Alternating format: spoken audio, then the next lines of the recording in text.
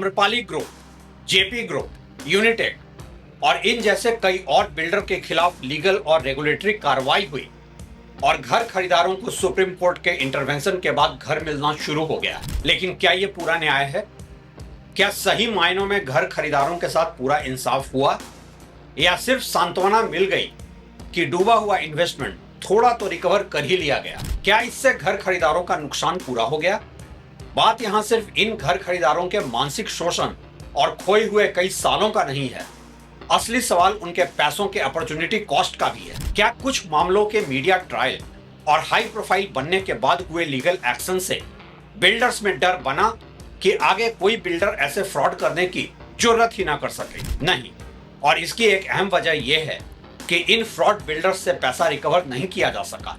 Forensic audit trail से इन defaulter builders की personal wealth को सीज नहीं किया गया और इसलिए आगे भी ऐसी घटनाएं होती ही रहेंगी इस देश के प्रॉपर्टी मार्केट में। आज जब कई घर खरीदार सोचते हैं कि घर मिला लेकिन इंसाफ नहीं, तो जरूरत इस बात की है कि ऐसे बिल्डर फ्रॉड के केसेस को पूरे न्याय के फ्रेम में देखा जाए। आम्रपाली, जेपी, यूनिटेक के साथ Supertech, HDIL, PMC, 3C, Ansal API यही नहीं बल्कि एनसीएलटी, रेरा के पैटर्न्स और डेटरेंस कैप को भी साथ जोड़कर सिस्टम से पूछा जाए सवाल कि क्या आम्रपाली, जेपी और यूनिटेक जैसे मामलों में न्याय हुआ या सिर्फ अधूरा समाधान मिला?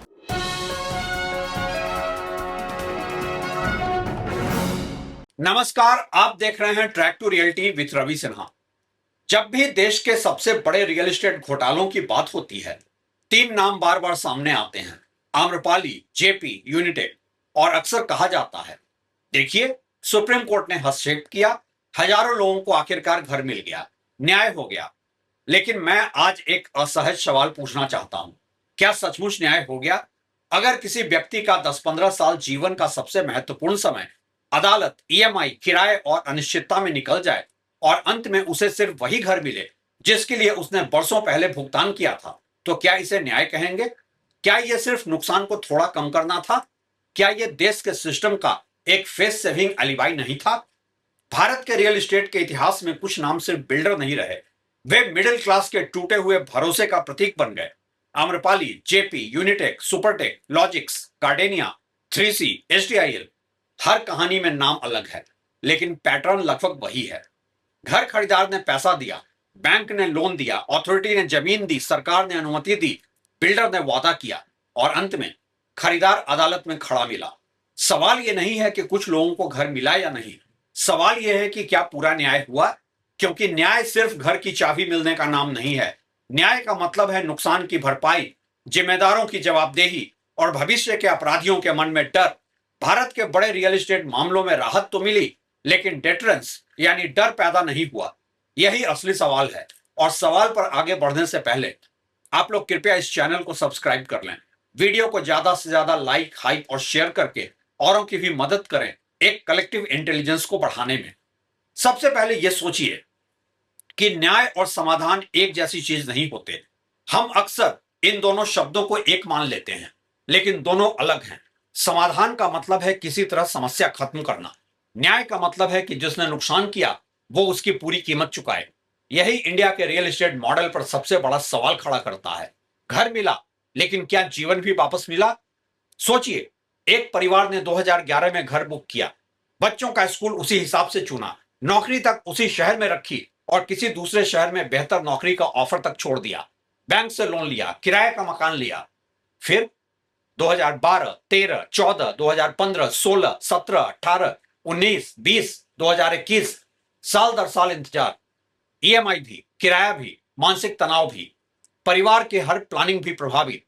अगर अंत में 2025 या 26 में घर मिल जाए तो क्या उन बीते वर्षों की आर्थिक और भावनात्मक कीमत अपने आप लौट आती है? आम्रपाली का ही मामला देखें, जहां सुप्रीम कोर्ट को बिल्डर हटाकर सिस्टम बनाना पड़ा। आम्रपाली केस में सुप्रीम कोर्ट ने 2019 में बहुत कड़ा हस्तक्षेप किया। कोर्ट ने पाया कि खरीदारों का पैसा प्रोजेक्ट में लगने की बजाय दूसरी जगहों पर गया। नोएडा और ग्रेटर नोएडा अथॉरिटीज की निगरानी कमजोर रही और बैंक भी कई स्तरों पर म्यूट स्पेक्टेटर जैसे दिखे। कोर्ट ने आम्रपाली के रेरा रजिस्ट्रेशंस कैंसिल किए और एनबीसीसी को अधूरे प्रोजेक्ट पूरे करने की जिम्मेदारी दी। यह अपने आप में असाधारण था। लेकिन सोचिए, अगर सुप्रीम कोर्ट को बिल्डर हटाना पड़ा, सरकारी एजेंसी को लाना पड़ा, फॉरेंसिक ऑडिट कराना पड़ा और रिसीवर अपॉइंट करना पड़ा, तो इसका मतलब क्या है? इसका मतलब है कि सामान्य रेगुलेटरी सिस्टम फेल हो चुका है। घर खरीदार को घर मिलने की प्रक्रिया शुरू हुई, लेकिन खरीदार का 10-12 साल का किराया, ईएमआई, इंटरेस्ट, मेंटल ट्रॉमा, बच्चों की स्कूलिंग, रिटायरमेंट प्लानिंग, इन सब का क्या हुआ? कई रिपोर्ट में आम्रपाली में हजारों करोड़ के डाइवर्जेंस साइफनिंग की बात सामने आई। एक समरी में फॉरेंसिक ऑडिट के आधार पर लगभग 3500 करोड़ की साइफनिंग और करीब 42,000 खरीदारों के प्रभावित होने की बात दर्ज है। अब सवाल है, अगर 3,000-4,000 करोड़ की रकम गायब हुई, तो क्या वो पूरी तरह वापस खरीदारों के लिए रिकवर हुई? ईडी ने बाद में आम्रपाली लिंक्ड असेट्स अटैच किए, लेकिन हाल की रिपोर्ट के मुताबिक कुल अटैच्ड प्रॉपर्टीज करीब 303 करोड़ तक पहुंची। यह रकम अलेज्ड डाइवर्जन के स्केल की तुलना में बहुत छोटी है। यही डेटरेंस गैप है। अगर साइफनिंग हजारों करोड़ की हो और रिकवरी कुछ 100 करोड़ की हो, तो भविष्य का बेईमान बिल्डर क्या सीखेगा? वो यही सीखेगा कि कंपनी डूब सकती है, प्रोजेक्ट छिन सकता है, लेकिन अगर पर्सनल वेल्थ बच गई तो खेल अभी भी प्रॉफिटेबल है। जेपी के केस में भी इंसॉल्वेंसी सॉल्यूशन आया, लेकिन होम बायर की डिकेड लॉन्ग कैप्टिविटी का हिसाब कौन देगा? जेपी इंफ्राटेक का मामला भी हजारों खरीदारों की लंबी लड़ाई का प्रतीक है।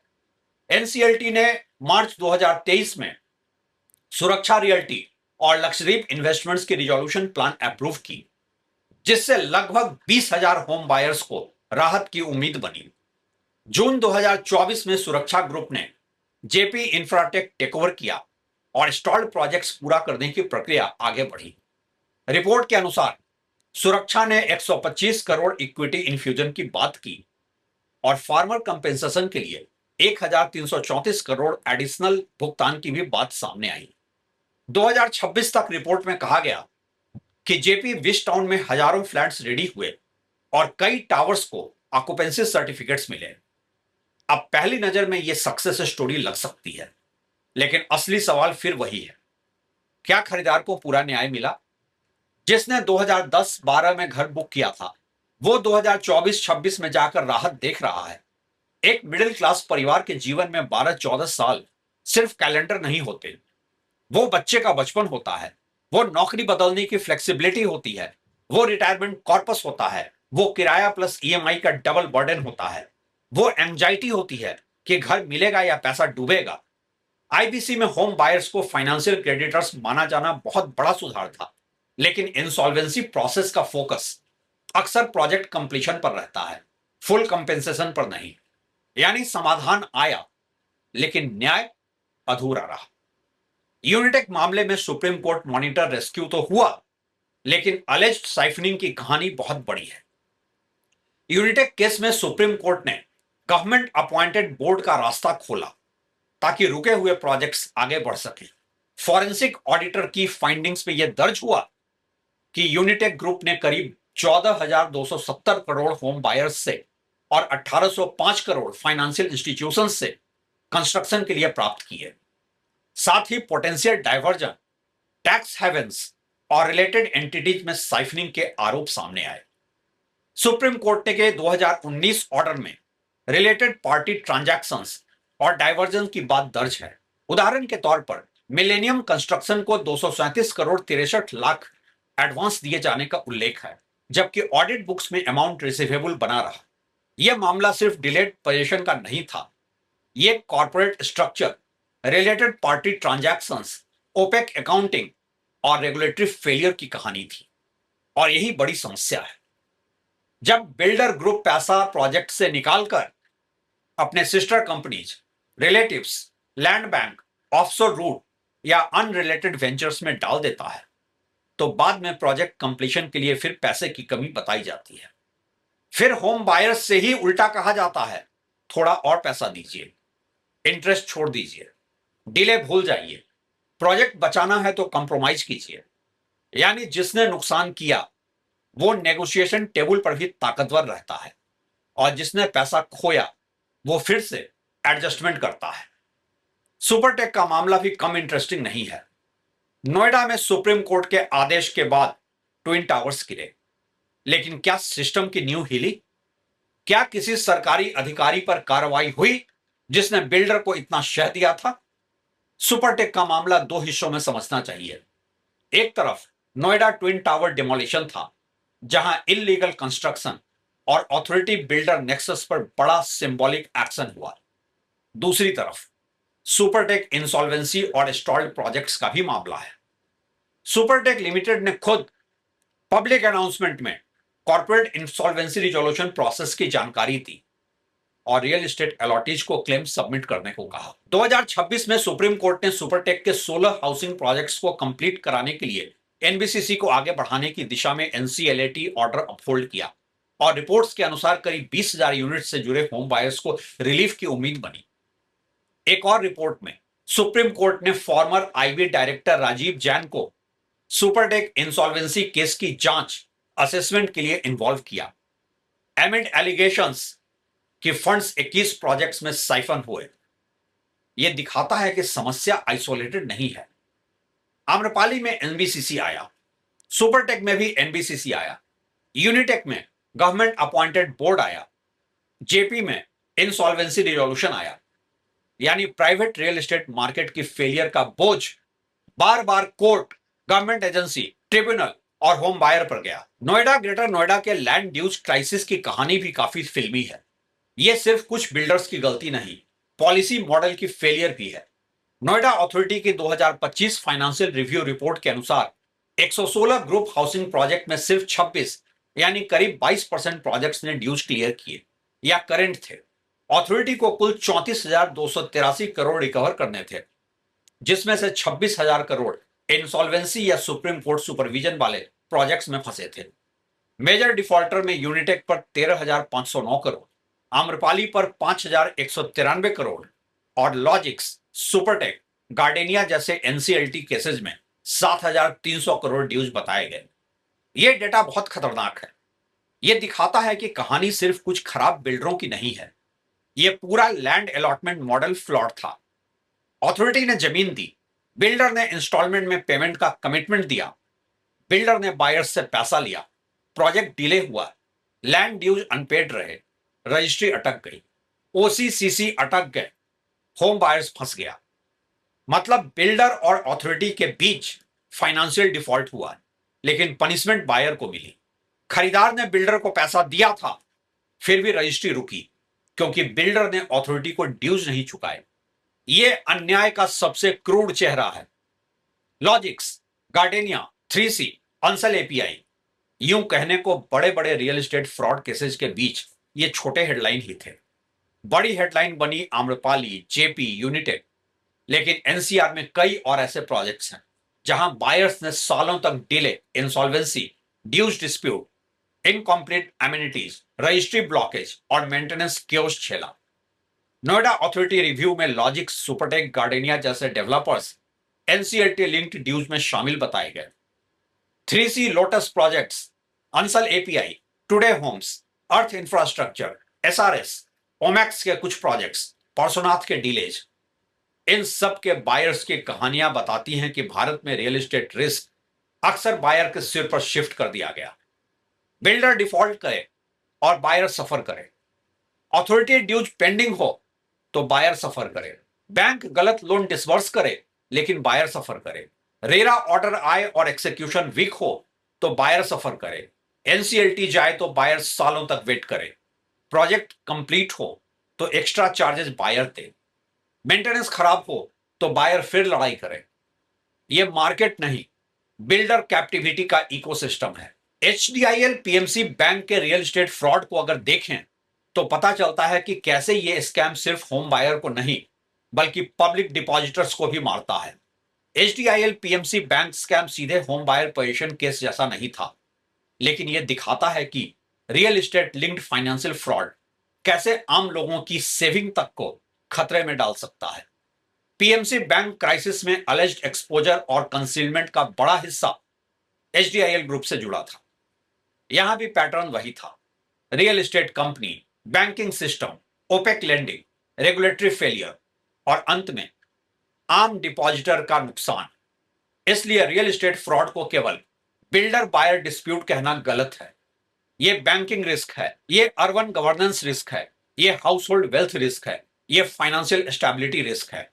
घर खरीदारों को अगर घर मिला भी तो न्याय क्यों अधूरा है? क्योंकि तीन चीजें मिसिंग रहती हैं। पहला, टाइम कंपेंसेशन। अगर बायर को 12 साल बाद घर मिला तो क्या उसे 12 साल का रेंट मिला? क्या ईएमआई इंटरेस्ट वापस मिला? क्या उसके इन्वेस्टमेंट की अपॉर्चुनिटी कॉस्ट वापस मिली? क्या मेंटल हरासमेंट का कंपेंसेशन मिला? सीधा जवाब नहीं। दूसरा, पर्सनल अकाउंटेबिलिटी फिक्स नहीं हुई। कंपनी इंसॉल्वेंसी में चली गई, प्रोजेक्ट किसी और को चला गया, लेकिन प्रमोटर की पर्सनल वेल्थ, बेनामी assets, related party gains, offshore structures, क्या इनका पूरा ट्रेल रिकवर हुआ? कुछ केसेस में ईडी, सीबीआई, एसएफआईओ एक्शन होता है, लेकिन रिकवरी अक्सर अलेज्ड डाइवर्जन के स्केल से बहुत कम दिखती है। तीसरा, डेटरेंस मिसिंग। क्या इंडस्ट्री को मैसेज गया कि बायर मनी डाइवर्ट करने पर प्रमोटर की प्राइवेट एम्पायर भी खत्म हो सकती है? अगर नहीं तो फ्रॉड का इंसेंटिव बचा रहेगा। एक नजर यहां देखना जरूरी हो जाता है कि दुनिया भर में आर्थिक अपराधों में क्या होता है। कई देशों में बड़े वित्तीय अपराधों में मामलों में जांच एजेंसियां यह पता लगाने की कोशिश करती हैं कि अवैध रूप से अर्जित संपत्ति कहां गई। जहां कानून अनुमति देता है और अदालतों में प्रमाण स्थापित होते हैं, वहां संपत्तियां जब्त हो सकती हैं, बैंक खाते फ्रीज किए जा सकते हैं, अवैध लाभ की वसूली हो सकती है और विक्टिम्स को कंपेंसेशन के लिए संपत्ति का उपयोग किया जा सकता है। ध्यान रहे, यह प्रक्रिया हमेशा न्यायालय और लागू कानूनों के अधीन होती है। किसी की पर्सनल वेल्थ बिना कानूनी आधार और बिना जुडिशियल प्रोसेस के जब्त नहीं की जा सकती। भारत में सबसे बड़ी कमी क्या रही? कई मामलों में प्रोजेक्ट्स को पूरा करने पर अधिक ध्यान दिया गया। यह आवश्यक था क्योंकि खरीदारों को घर चाहिए था, लेकिन लॉन्ग टर्म क्वेश्चन यह भी है कि क्या पूरे फाइनेंशियल फ्लो की इतनी गहराई से जांच हुई कि जहां कहीं अवैध धन छिपाया गया हो उसे कानून के अनुसार खोजकर खरीदारों के हित में वापस लाया जा सके? यह प्रश्न भी देश के सार्वजनिक बहस का हिस्सा नहीं बन सका। क्यों? ऐसे मामलों में फॉरेंसिक ऑडिट होना काफी नहीं होता, फॉरेंसिक रिकवरी जरूरी है। फॉरेंसिक ऑडिट सिर्फ डायग्नोसिस है, रिकवरी ट्रीटमेंट है। ऑडिट पता लगाता है कि पैसा कहां गया, रिकवरी सुनिश्चित करती है कि वो पैसा वापस कैसे आएगा। ऑडिट कहता है रिलेटेड पार्टी ट्रांजैक्शन हुआ, रिकवरी पूछती है असेट अटैच होगी या नहीं।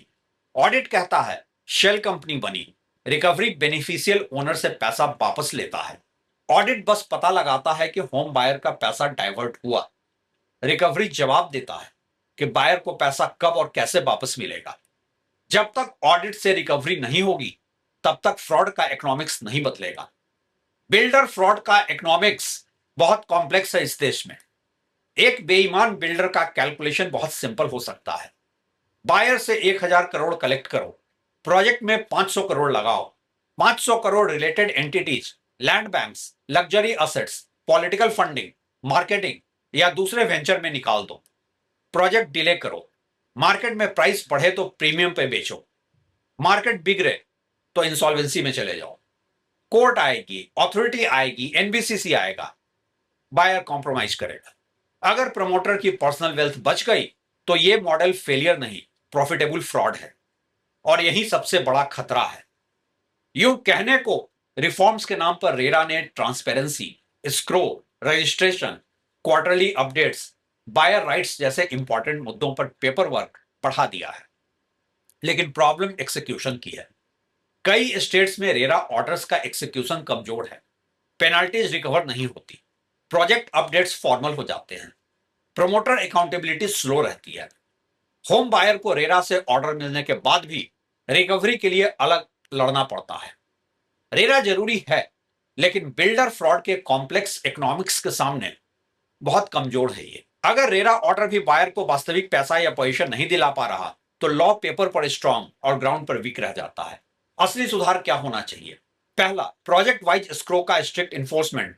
बायर का पैसा सिर्फ उसी प्रोजेक्ट में लगे, inter project diversion criminal offence की तरह ट्रीट हो। दूसरा, प्रमोटर पर्सनल गारंटी। अगर बायर मनी का डाइवर्जन प्रूफ हो तो प्रमोटर और डायरेक्टर की पर्सनल असेट से पैसा रिकवर किया जाए। No one can afford to be rich promoter of a sick company. तीसरा, रिलेटेड पार्टी ट्रांजैक्शन डिस्क्लोजर, हर payment, every vendor, every contractor, every consultant publicly traceable होना चाहिए।